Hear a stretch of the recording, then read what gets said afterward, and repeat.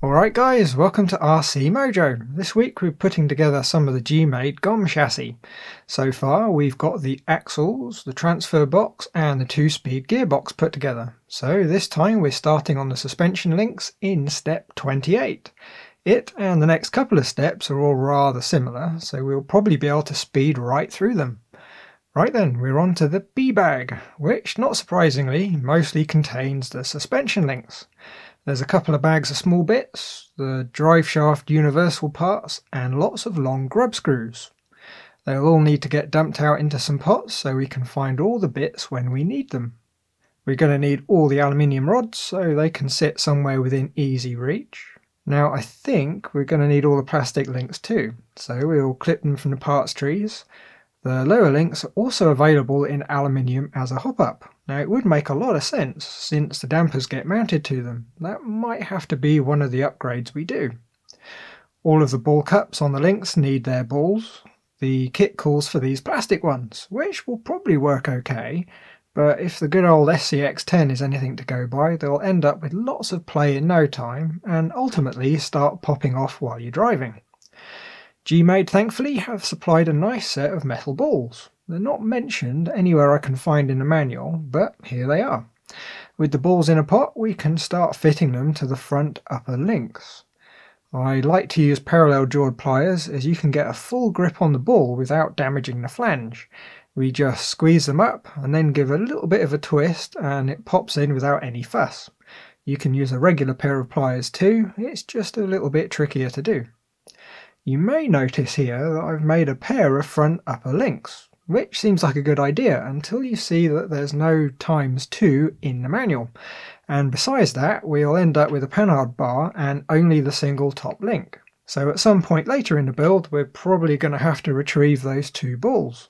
So that's step 28 done, twice. We can now move on to step 29. These aluminium links are a little more involved. Rather than just snapping in the balls, we need to use some M4x20 grub screws to attach the plastic ball ends. We'll need 4 of the grubs, 4 of the angled ball ends, 4 metal balls, and the bent suspension links. The first thing we need to do is install the grubs in the ball ends. Now there's a couple of things to watch out for. First is the good old heat build-up. These are going to see a lot of abuse when the truck's running, so we want good solid threads, not partially melted ones. Second, we want the grubs to be installed about halfway. Going too far, it's possible to damage the cup, causing the ball end to bind. And if it's not far enough, it'll just break away from the link in the first impact. The easiest thing to do is hold one of the unused grub screws up to it and gauge how far in it's gone. Doing them up is another time the parallel jaws come in handy. You can get a really good grip on the ball end without causing any damage. Now we've got all 4 put together, we need to install them onto the links. We've got the steel grubs threading into aluminium, so we need to use some thread lock. We'll get away with just a spot on the end of the grub screw and installing it straight into the link. By the time it's threaded all the way in, there's not going to be much thread lock left on the surface to affect the plastic. Initially, they want to be just done up until they stop on the threads. Then, while gripping the links, tighten them up until they match the diagrams in the manual. The most important thing is you need to only tighten them, getting them spot on the first time. If you loosen them, the grubs will undo from the aluminium link rather than spinning the ball end into position. It's tricky to explain, but the first time you do it, you'll soon get the idea. Okay, step 30, and it's almost the same as 29. The only difference is, it's the front lower links rather than the rear uppers, so that's an easy one. Step 31, which is much like step 28. All we do is pop a ball in each end of the rear lower links. Well, that wasn't quite as speedy as I'd hoped, but we need the links to be properly put together or the suspension will end up stiff, or at the other end, possibly even wobbly, so it does pay to put them together nice and carefully. Okay, now we've done the links, we can move on to step 32, where we make a start on the chassis with the skid plate. That means we get to open up one of the big bags of parts, bag C. There's a couple of screws bags that will need to go into some pots, a bag with the bungee straps for the battery, a bunch of nice chunky parts trees, and these might be plastic, but they have some real weight to them. The material really does have a nice feel to it. And of course we've got a few bits that have already parted company with the parts trees. Now it would be a complaint, but the parts trees aren't numbered, so it doesn't really matter. But it would be rather nice to have all the parts trees intact. Right, we're going to need the transmission mount and the skid plate for this step, making sure to carefully remove any remains of the parts trees. And to attach the two parts, we're going to need a pair of M3x10 countersunk screws. The mount neatly locates into 4 holes on the skid, so you can't really get the position wrong. The bit you have to keep an eye on is which screw holes to use for the 10mm long screws. We want to use the opposite corners of the mount this time, and later we're going to fit some 20mm long screws in the other 2 holes to mount another part. Right, step 33, the shift servo mount. And not surprisingly, we need the servo mount, along with 2 M3x15 cap heads.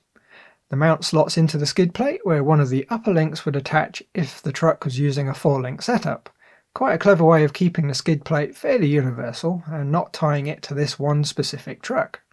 Attaching the mount is just a case of installing the 2 screws from the outside.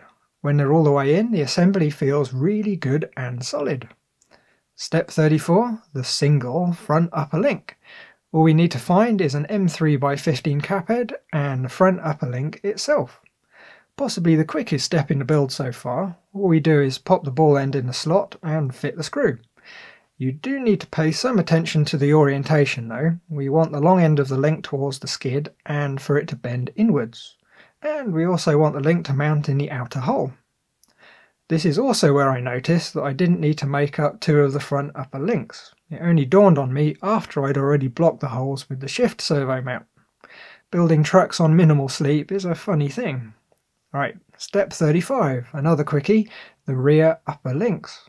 You can probably guess what's needed here. We want 2 M3x15s and the aluminium rear links.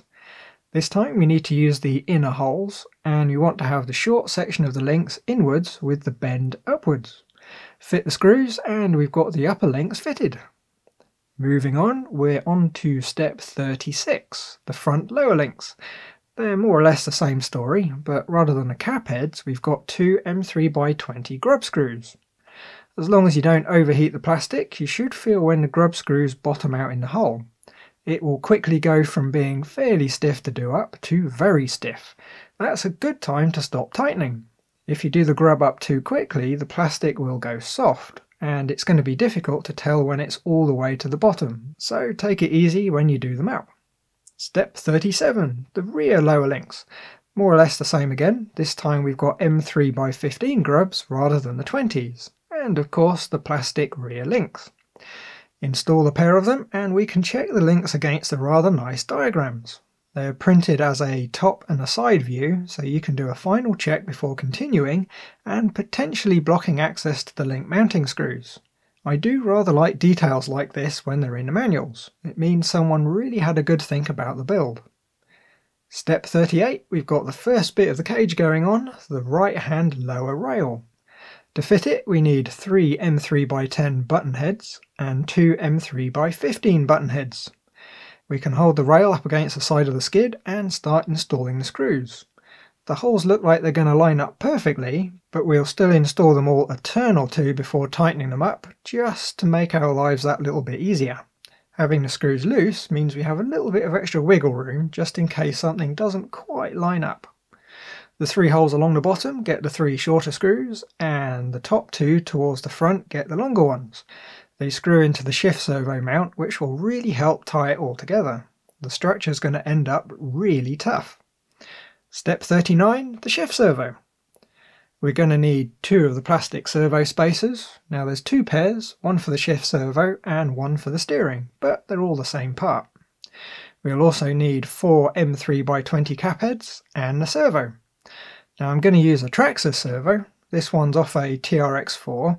They've got a bit of extra torque over your basic servo and aren't particularly quick, which is a good combination for shifting gears.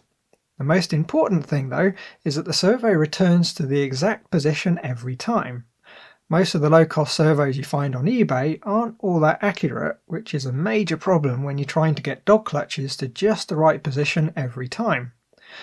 I found the Traxxas servo to be pretty good in that regard. If you don't have one laying around, it would probably be worth getting a brand name servo from High Tech, Futaba, etc. Generally speaking, they have the accuracy that we need.